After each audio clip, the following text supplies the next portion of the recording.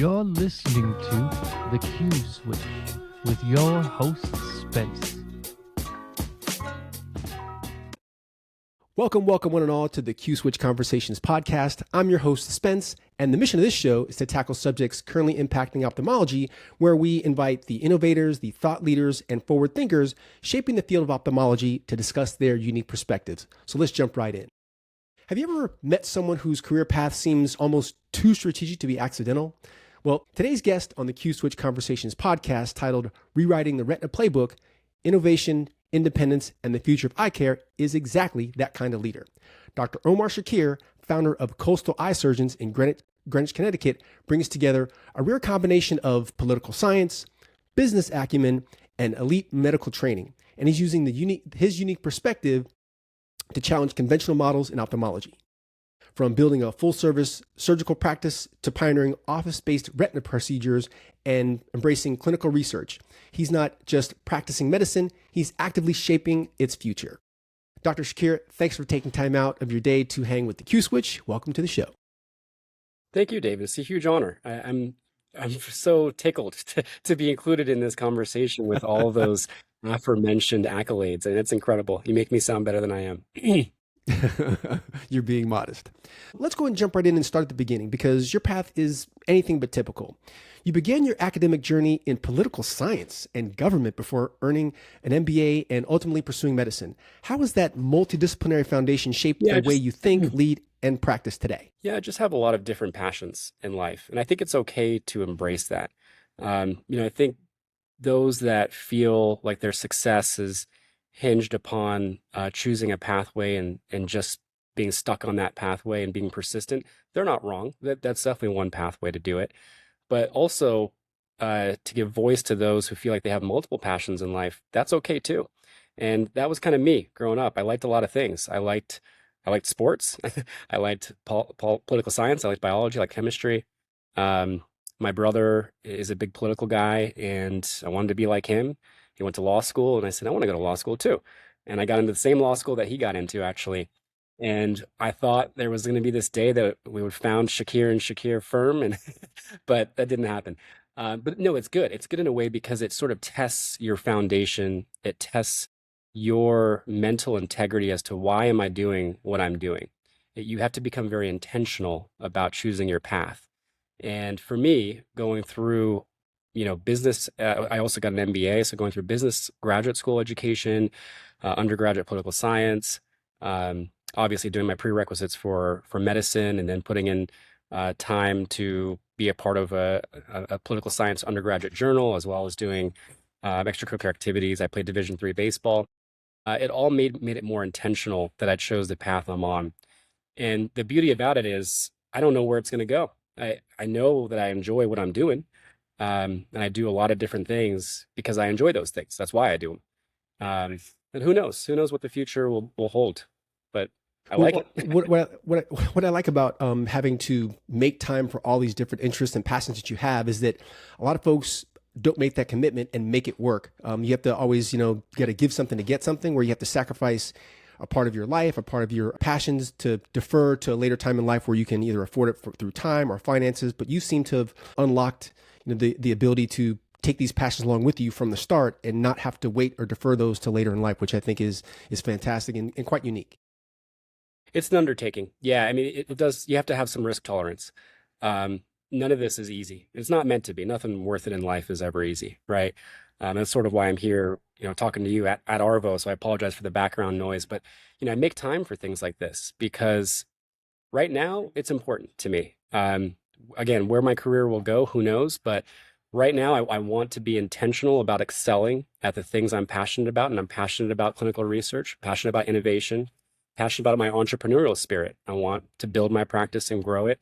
I want to create change for the better for patients. So office-based surgery was a natural evolution to challenge the framework that exists currently as to how we deliver care. And I built my practice from scratch coming out of fellowship because of the same reason. I wanted to do it my way. I wanted to think about these things and see, is there a way that I could potentially do it better? So that's kind of the short of it.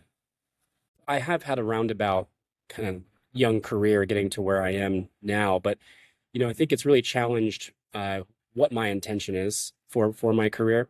And I know that right now my passions are, the things I do, which are clinical research, which is challenging the framework of how we deliver care in a surgical setting, which is what led to office-based surgery concept. It led to how I run my clinic and opening that fresh out of fellowship and wanting to do things a bit differently. Um, and who knows where my career will go. Do some consultancies on the side. I have some innovative ideas. One's under patent pending. So these are the things I'm passionate about. These are the things I want to do, and I'm going to keep doing them as long as I have the wherewithal.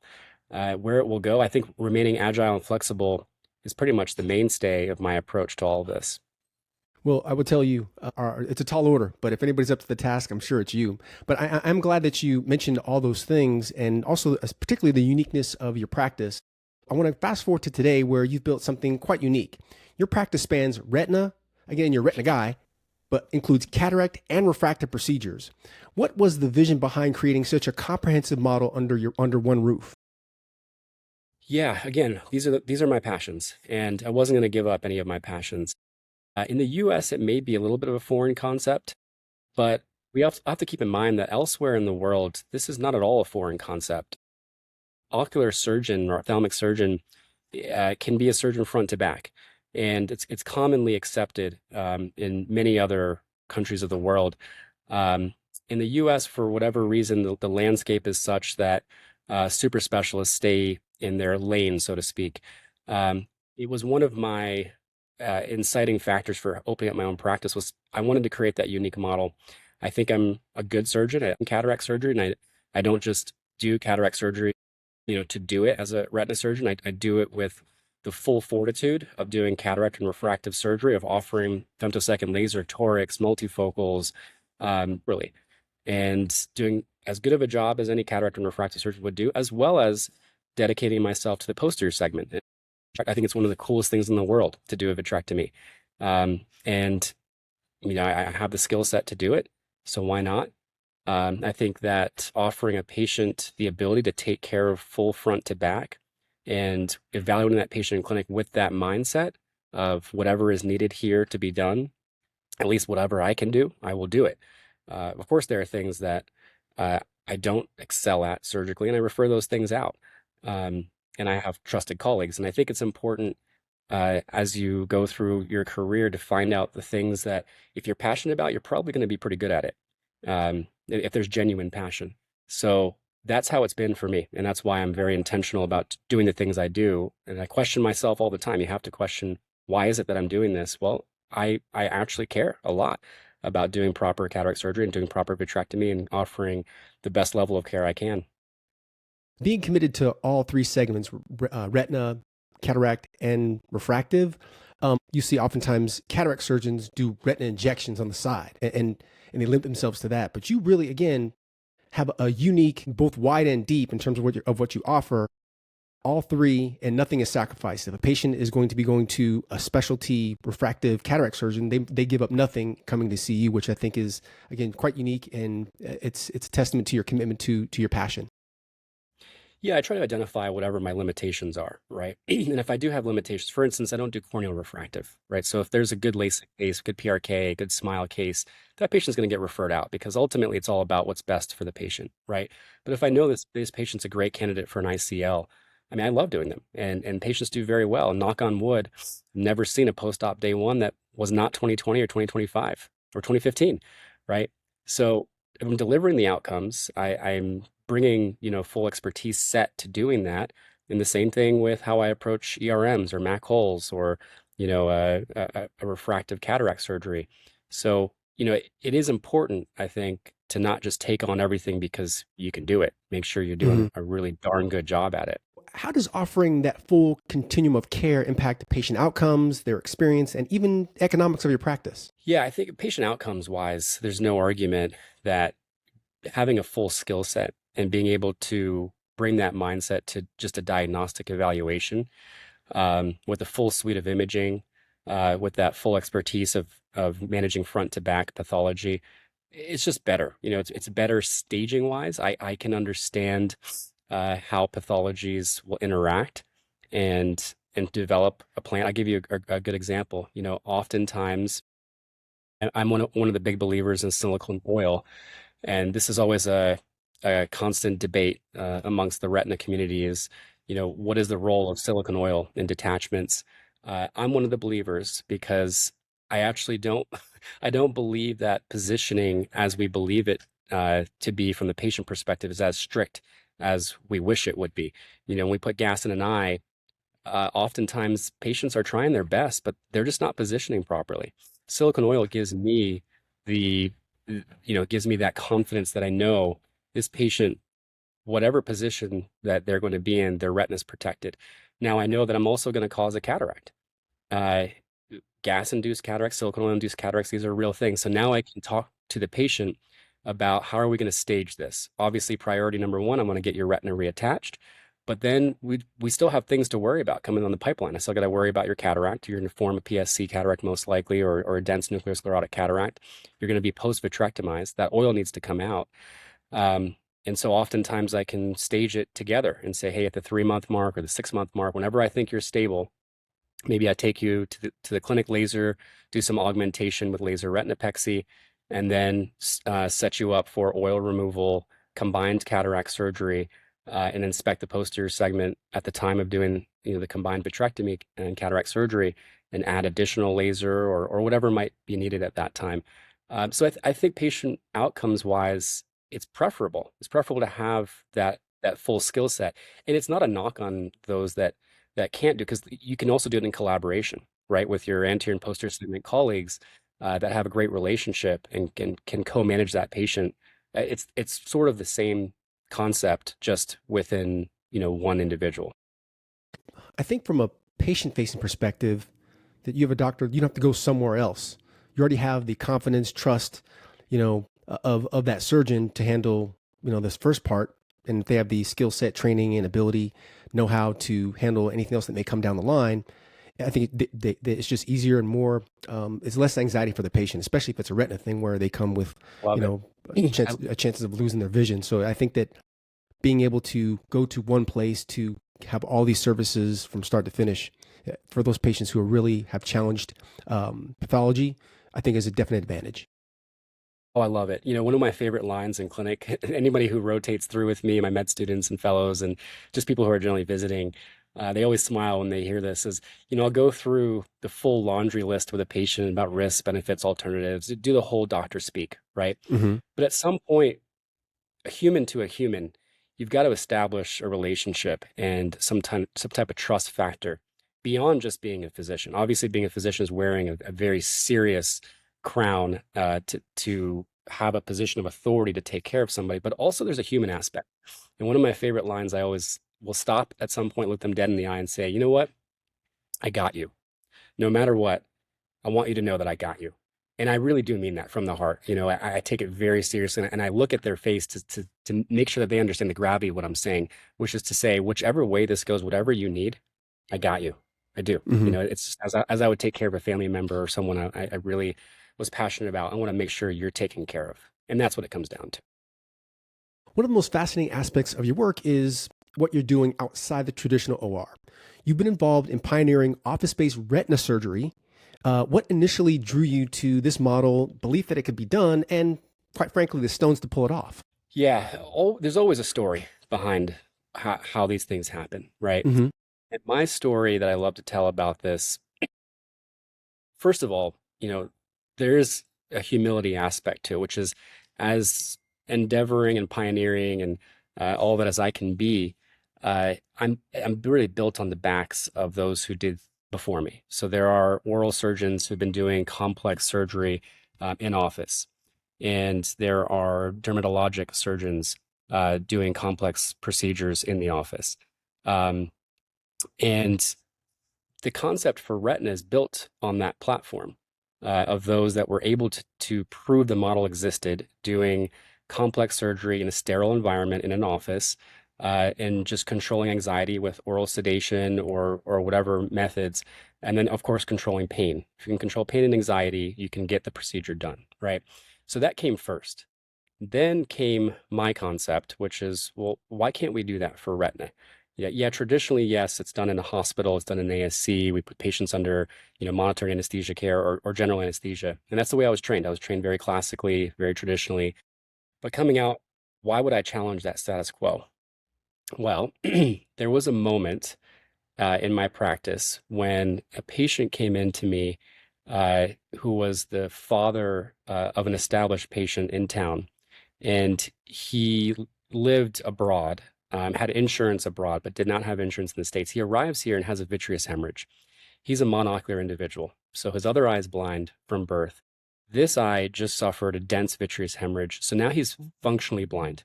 And what do you do now, right? Uh, the patient obviously needs a vitrectomy. He needs to be able to see, and he needs to be functional. Uh, I can forego my professional fee and say if money is an issue here, which is a reality, right, in life, I don't mind foregoing my professional fee. But how do you get this done in a facility? Like where can we shave off cost of anesthesia, cost of facility care? I operated an ASC at the time. I called the ASC. I said, here's the situation. I just want to take care of this guy. Help me achieve that goal. And again, no knock on them. They wanted the same outcome for the patient. They tried their best. It escalated up very quickly to the CEO level of the hospital, at which point they said, we've never really been in a situation like this where a surgeon's willing to forego their fee. We're going to try everything we can, but going through all of your billings, and we take your government payers and your commercial payers, we look at what the facility fees were, we're coming up with $20,000. And Oh, that patient's going to have to pay that before they can enter the OR. That covers facility time, nursing care, anesthesia services, all of it, whatever is needed during the case. And a patient couldn't do that. Patient and the family member, that there's just no way that they can make that happen. There's a tall ask. So that was the moment that sort of stuck in my brain that how can I justify my career and my skill set and have a patient that I know I can take care of, but just be handcuffed? I don't ever want to be in that position again. And yes, I was young in my career, but it mattered enough to me that I had to figure out a solution. That I thought to myself, I put on my MBA hat, there's got to be a way to control cost here. Because if I look at this, there's an equation to solve here. There's real math. I don't think a vitrectomy pack can cost that much. I can forego anesthesia. I could do this under oral sedation. There's a lot of things I can do creatively here, but how can I do that? How can I accomplish that?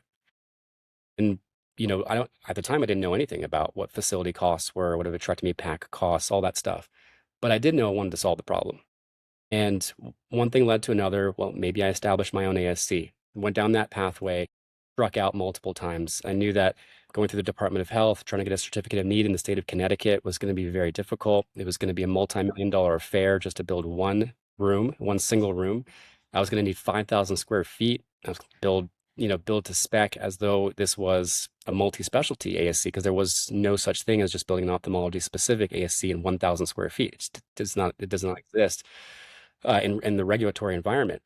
So then the next step up was office space surgery. And it had been already done in cataract surgery and multiple other procedures, but just hadn't been done in retina. So I reached out to, a consulting company in the space and asked if this had ever been done before. And it hadn't. But I said, if there are established protocols for doing office space surgery, I think we can port those over to the retina world. And I'm willing to endeavor this and see how it goes. That was 4 years ago. And now, thousands of cases deep, I can think of no better way. I do these under oral sedation. I do subtenons block. Patients are comfortable. They're relaxed. They get access to care immediately. Someone comes in with endophthalmitis, comes in with, fresh detachment, MAC on, they can go right into the OR. And on top of that, charity care has now become one of the biggest pride points of my career, because now I know the hard costs. I know that vitrectomy pack is only going to cost me X many dollars. My staff is already there doing cases. I'm already renting this space. I've already got the fully functional OR, and I've got myself.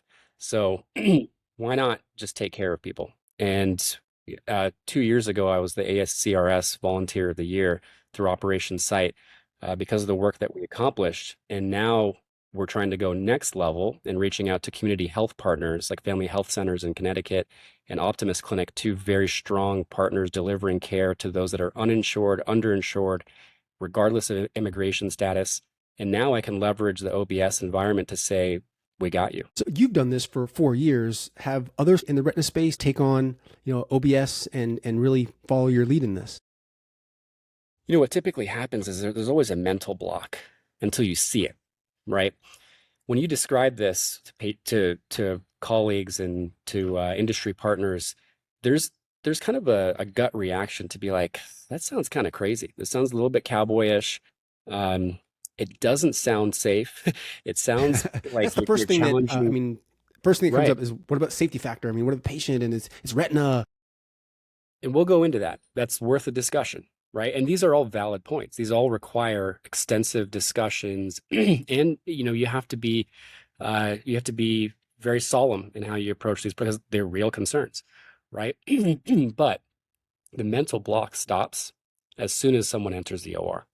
And when my colleagues come in and they see what this OR is, how high technology it is, how intentional every little step is, how we prep a patient, how we drape, how I watch the sterilization process, how we take care of people, the technology that I invest in for 3D heads-up display with intraoperative OCT, the redundancies I have for single-use products, for battery backup technology to make sure that my scope can operate through a case, God forbid something happens and power cuts, having double machines, sometimes triple machines,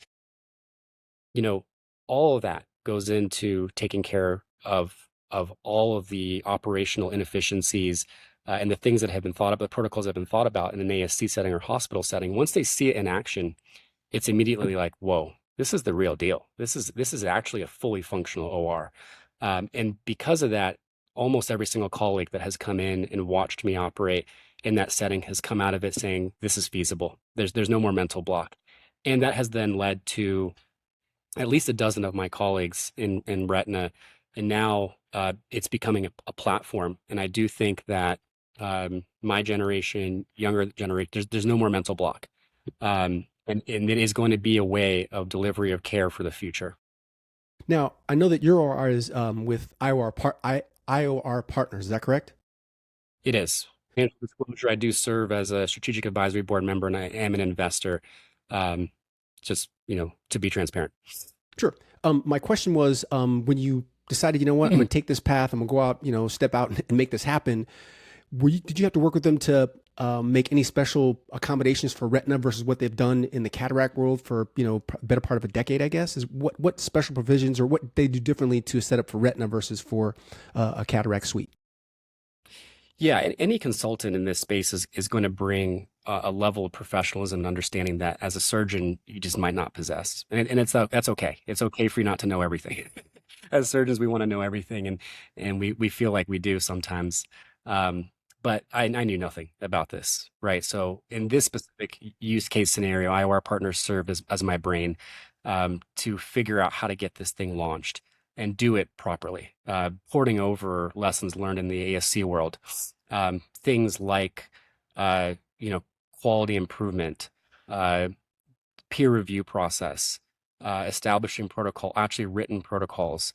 How do we deal with training staff so that they can become scrub techs, they can become circulators, they can keep proper logbooks? How do we do the sterilization process? Do we go through an SPD certificate or not? And now we have 2 trained SPD certificate holders to sterilize instruments. We have trained scrub techs. All this is the expertise of a consultant.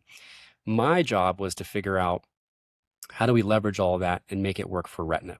And I had to figure out the protocols of establishing patient sedation, of delivering a sub-Tenon's block in an environment that's feasible, that doesn't cause a lot of patient discomfort. The littlest things, like walking into an OR, right? You don't typically walk into an OR as a patient, especially under vitrectomy. You get wheeled in a stretcher.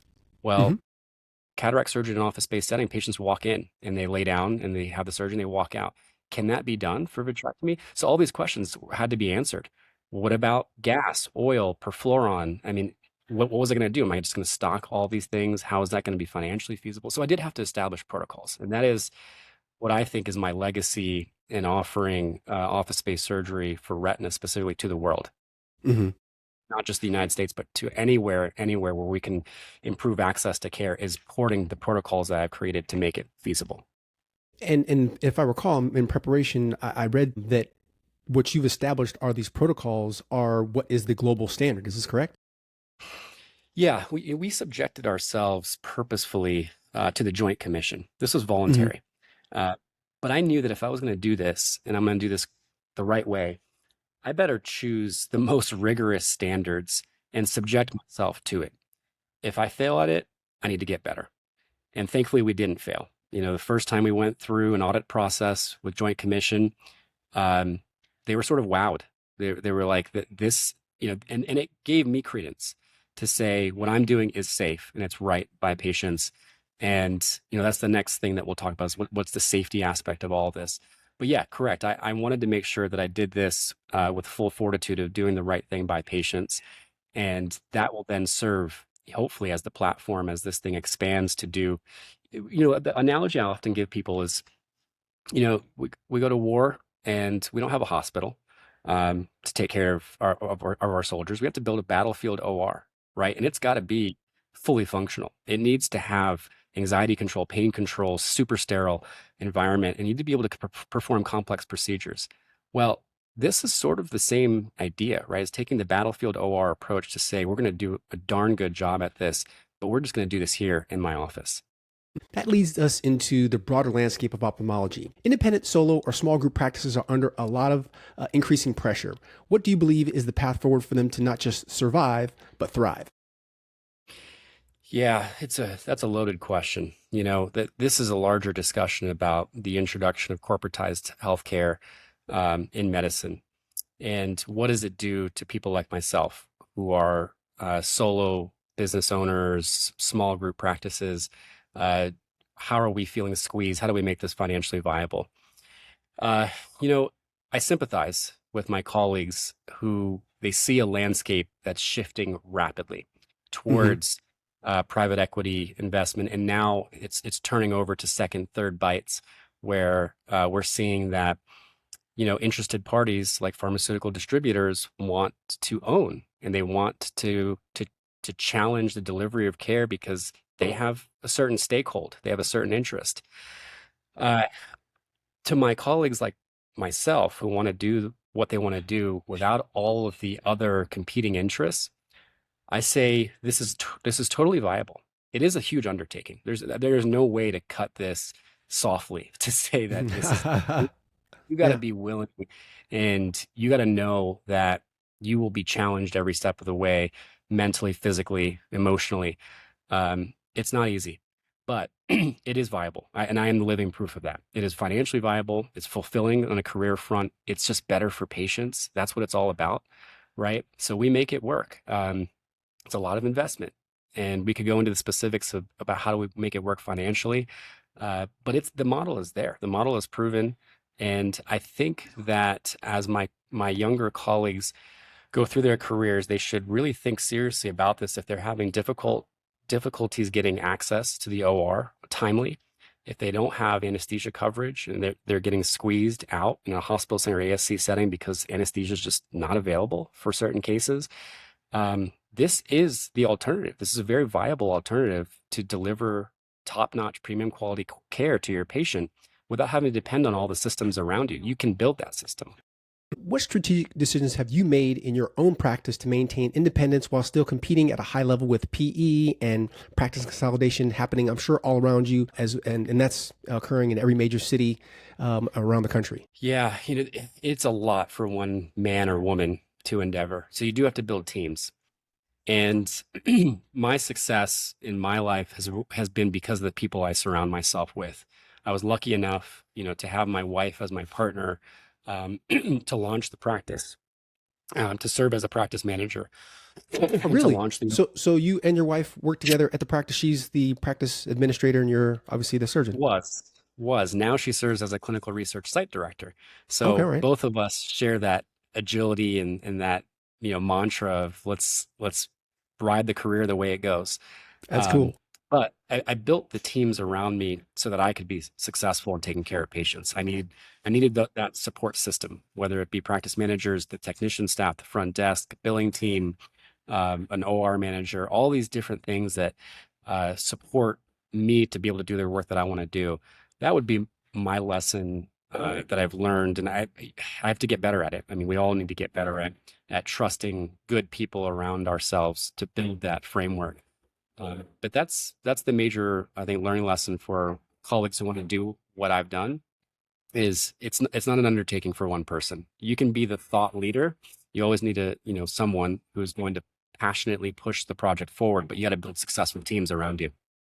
Yeah, I agree 100%. I mean, in my role, over my career, I've been a leader, managed teams, and my number one job is to identify great talent, bring them on board, and retain them and develop them and make sure that they have something, there's something in it for them beyond just a paycheck.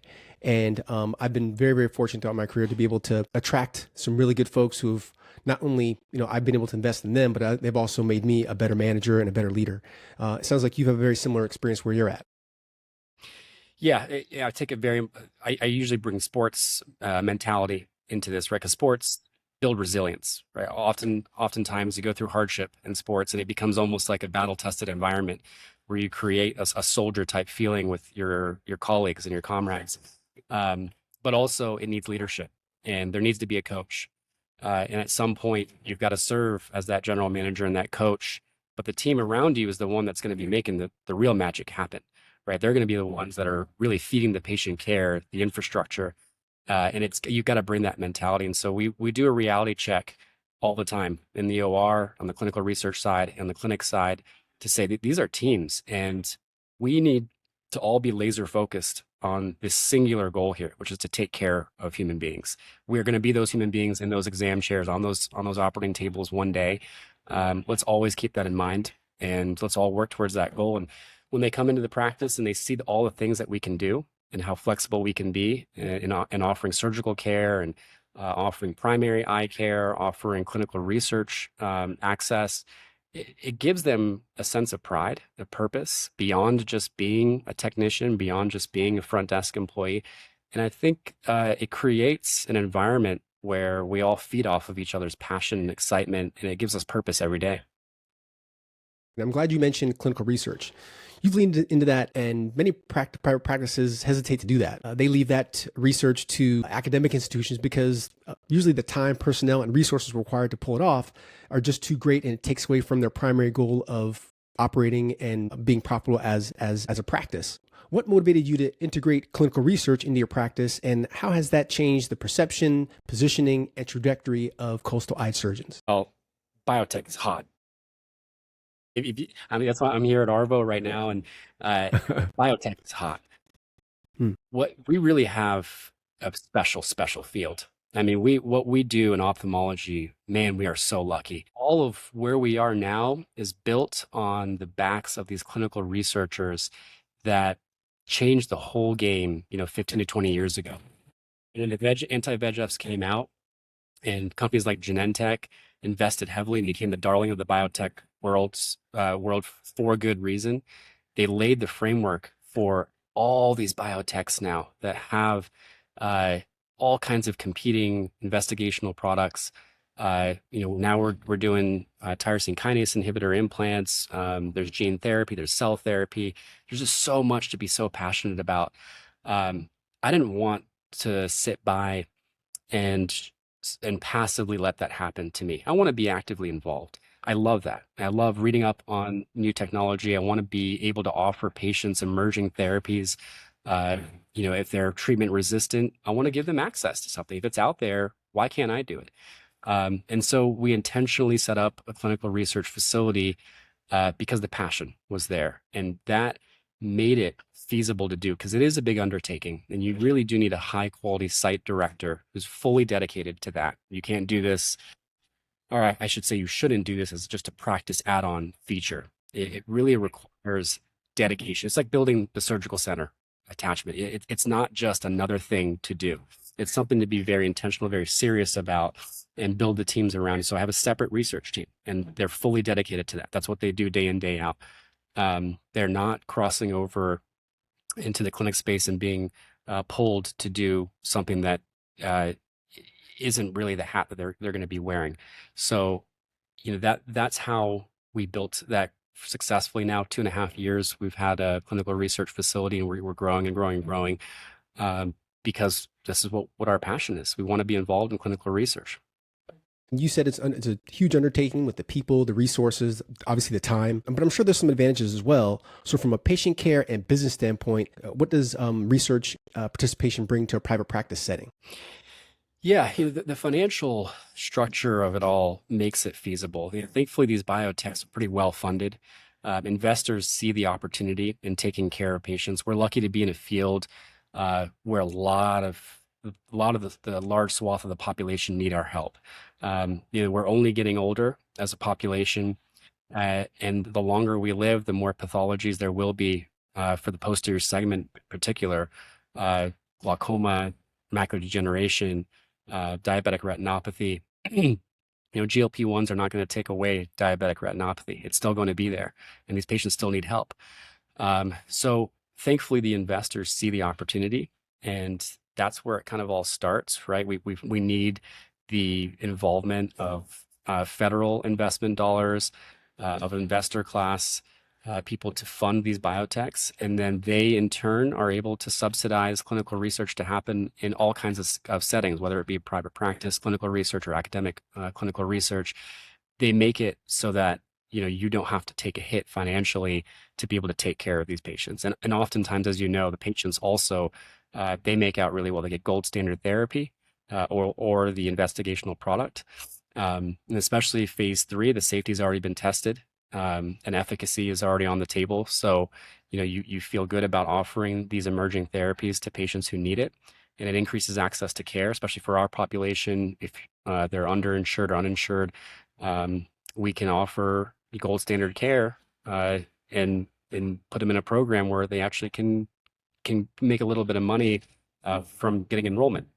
And I think that someone who's so passionate about technology and all the things around your practice and what you're doing, to having be at the forefront of some of these new, whether it's an injection or a device or some type of technology, that you're out there out in front, be able to weigh in on and get to see the data come together over time with these patients as they enroll, to see this is really working. This thing is kick ass, whatever it is, fill in the blank, and to be in the front, like this is we got to go with this.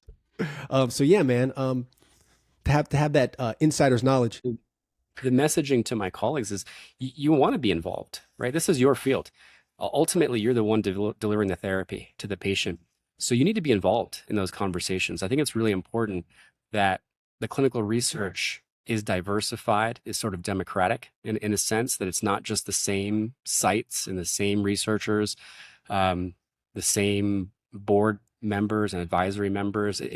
We need younger talent.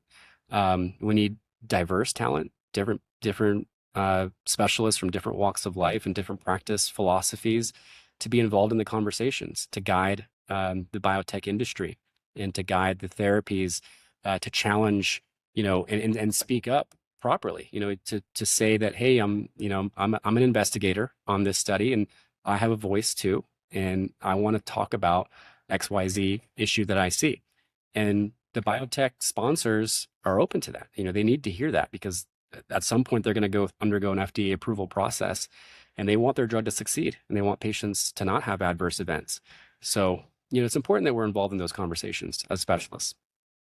In terms of like generational engagement of clinical research, you have some of the folks who are older and in their careers and maybe looking to retire soon. Then, of course, there's your generation, the generation coming after you. Is the level of engagement and the desire and the passion for clinical research the same? And if it isn't, how do you make up the difference and get more of those folks active? Yeah, no, I definitely see a lack of representation amongst the younger crowd, and I think they need to get serious about getting involved in clinical research. There's a reason why, later in the career, you see a lot of physicians take on research is because their practices are mature. The infrastructure's already been developed. They're looking to do more flexible things because they have that ability. Being a young physician and young surgeon, you want to build in some flexibility into your career to be able to do things like this. And again, we keep talking about intentional nature, intentional mindset. You have to be intentional about that. That you will need to carve out space and time to do this, but it's worth it. It's something that will fulfill you in your career for the long haul, and to have younger physicians at the table is going to be better for the field in general. I encourage the young, and I hope I spark some interest out there amongst the younger crowd to get involved in clinical research. Very, very important, and to push uh, the sponsors and to push the clinical research organizations to say, hey, invest in me as a clinical research site. I'm going to do a darn good job of enrolling the right type of patients, and I'm going to bring sincerity to it, and I'm also going to challenge things, and that's what we need. When you talk about clinical research, you really can't, have that conversation without industry. So you've built a really strong relationship on the industry side of things. As a consultant and collaborator with multiple companies, how do you approach those partnerships in a way that aligns with your values and benefits your patients? Yeah, we're all in it for the right reasons. I don't love that mentality of it being taboo to work with industry. I think there's a right way to work in industry, because our industry partners also want to see patients succeed. They want to see patients get better. They want to see outcomes that feed their business models, right? So we're Mm-hmm. all kind of aligned. Um, the issue becomes when I think physicians and surgeons are not involved in the conversations, and then it creates that tension that some people may feel, as my colleagues, to say, I don't work with industry because it just doesn't. It seems like it's sort of a sellout process. I disagree strongly. I think that if you're doing a vitrectomy, at some point you got to ask yourself, hey, did you create that vitrectomy machine? Did you come up with that technology? No, somebody somewhere, some engineer sitting somewhere, had the expertise and the wherewithal to create that machine from the ground up. Wouldn't you have wanted to be involved? Wouldn't you have wanted to give your 2 cents about illumination in an eye, how flexible laser, adds value in surgery? How you wish this therapeutic, didn't have, whatever it is, like for instance, suprachoroidal injections can be tough. Maybe you need to be involved so that you can say, I find this challenging to hit the suprachoroidal space perfectly every time. That's where the partnership with industry really matters. If you bring sincerity to it, uh, my industry partners that I've been fortunate to work with are willing to hear they need to, and they know that, and they're open to the conversation. Before we wrap up, I wanted to zoom out because when I listen to your story from political science and business to building a full scope surgical practice and pioneering new care models, none of it really feels accidental. I mean, you mentioned intentional throughout our conversation here. When you connect all those dots, your background in policy and business, your clinical work, your innovation, what do you say is the underlying purpose that's been guiding you throughout it all? Oh, it's all about the patient, right? I think back I love reading biographies. And one of my favorite biographies I read was John Adams. And not actually for John Adams' biography, but for what he wrote about his colleagues, particularly um, Thomas Jefferson and Benjamin Franklin, all these relationships that he had made around people who were passionate about civil service. And you hear those, or you see these really, larger than life figures from history, and you see that they came with mindsets that were very flexible and from completely agile frameworks to say to have solutions to these problems, especially building a nation from the ground up. We've got to be willing to think about everything all at once. This is not an undertaking for someone who's just a constitutional law, specialist, and say, well, this is all I can add to the Constitution. Is I just know how to write really well and write a preamble to the Constitution. No, no, no. You have to be thinking about everything all at once. I take I take a lot of pride in trying to incorporate those values into myself and say, I'm not just a physician, I'm not just a surgeon, I'm not just an advocate for charitable care. I'm not just I'm here to give everything I've got to help patients get to where they need to get to. And if that means that, it's as simple as a light bulb out in the hallway and no one's gonna address that, I'm gonna get a ladder and put a light bulb up in the hallway, right? Because that's the kind of mindset we all need to get solutions to the problems that are in front of us. There's, I think, in current society, there's too much of work is just work, and I'm just going to go and do the thing that I do, which is place this cog in this wheel, and that's all I want to do. The pride's got to be there, right? And the pride means that you're going to wear 50,000 different hats. It's like being the CEO of your family, right? You're not just the guy who cooks dinner for the kids. You've also got to do a million other Right. things, right? You got to be a good husband, a good father. You got to be, fulfilling on the spiritual side. You got to be doing all these things, and that's pride. I mean, that's real pride. And I think taking that to your career, which is what you're going to dedicate most of your life to, you got to have that same mindset. Well, that clearly shows up in how you've structured your practice. You've built a model that spans retina, cataract, and refractive care. How much of that was driven by a deeper belief about what patient-centered comprehensive eye care should look like? Yeah, that's what it's all about. It's all about the patient, right? So everything that I've built around me and all my whole approach has been to think about it as though I'm in that chair. And that's where my story started too. How I got into ophthalmology was I was Hmm, that patient in the chair. I was a really? high school baseball player. I was pretty competitive, and I saw my batting average start tanking my junior year out of nowhere, and I didn't know what was going on. I didn't even know it was my vision that was the problem. And it took one of my colleagues' dads, who's an optometrist, a very good optometrist, to say, "Hey, just come into my office. Something's wrong." He knew me from a young age, and knew what I was capable of, and saw that things were just not proper. Uh, and that was a really defining moment in me to go into eye care, because the way that he took care of me, the sincerity in which he approached it. And he didn't have all the answers, but then he got me to a specialist, and I saw a cornea specialist, and I learned about ophthalmology. And this was a Bascom trained cornea specialist who was incredibly intelligent and took the time to speak to me, even as a high school student. And got sparked my interest. And I never forget that. I never forget that when I sit across from the patient as the white coat, that I was in that chair and I was scared. And I didn't know what was going to happen, but I needed someone who was going to be in my corner. And so that's the intentional thought behind everything I do, is that's going to be us, all of us. We've all either been there or we're going to be there. Hmm. I think it's important to keep that mindset. And then you took it a step further by rethinking where and how care is delivered. With your work in office-based retina surgery, do you see innovation as a business decision, a clinical necessity, or is it really an extension of your purpose to challenge the status quo? The latter, right? You nailed it with that, right? Everything else are perks.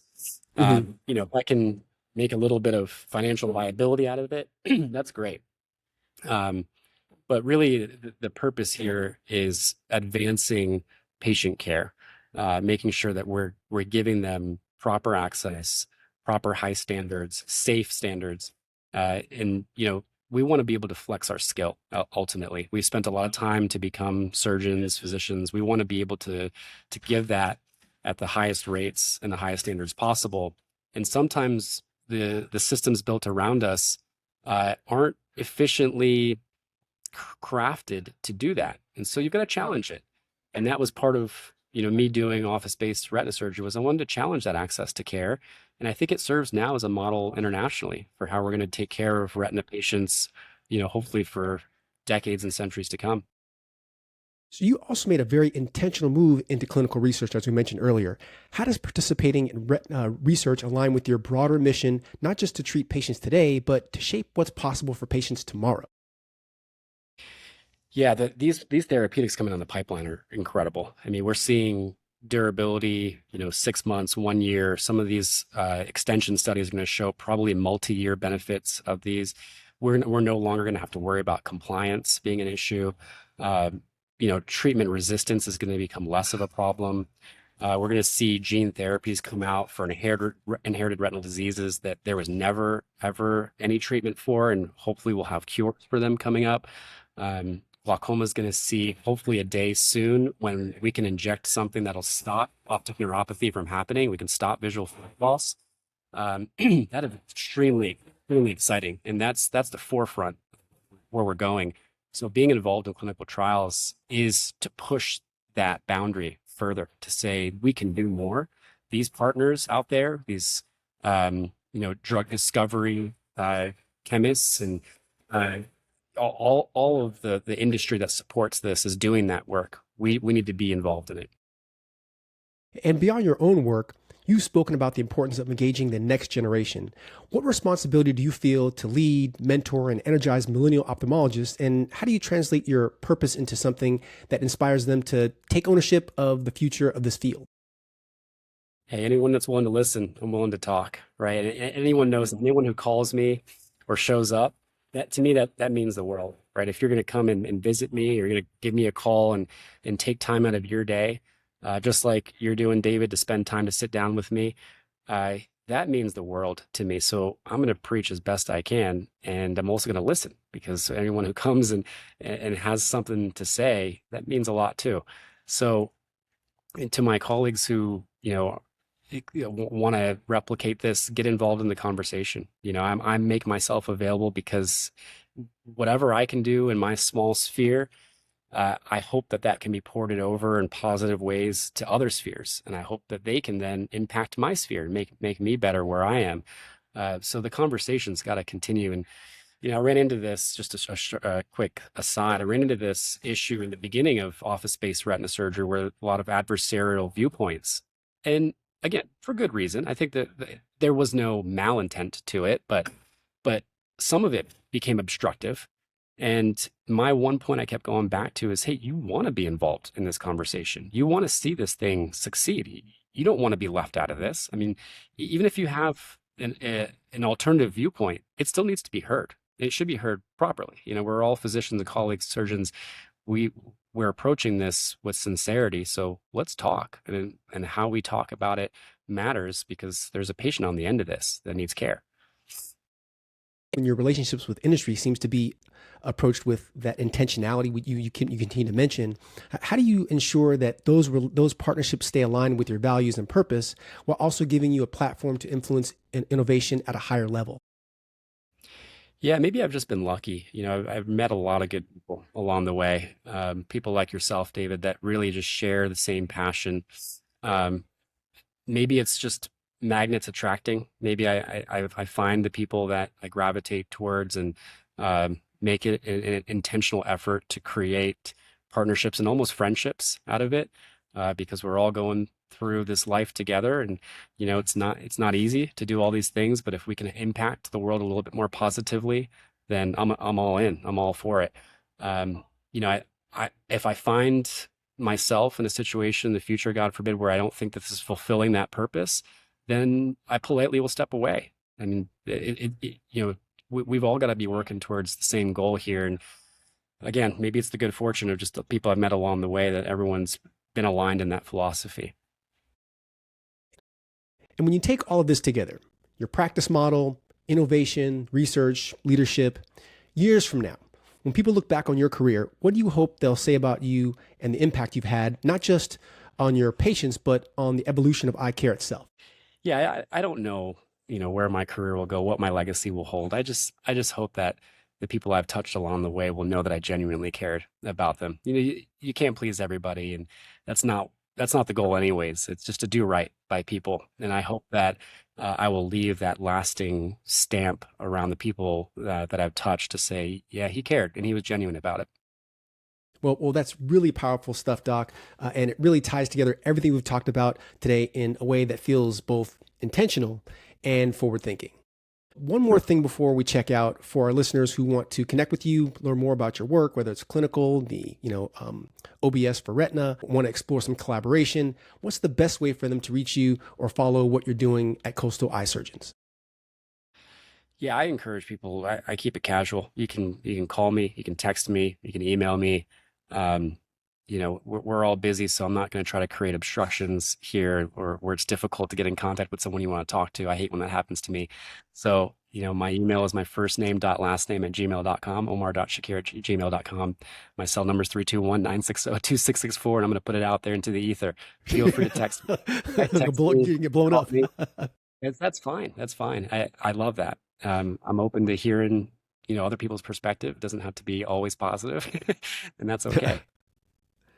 So, Dr. Shakir, what stands out to me most is not just what you've accomplished, but how you've built your career, blending policy, business, and medicine into a model that's both innovative and sustainable, which you have proven wildly successful.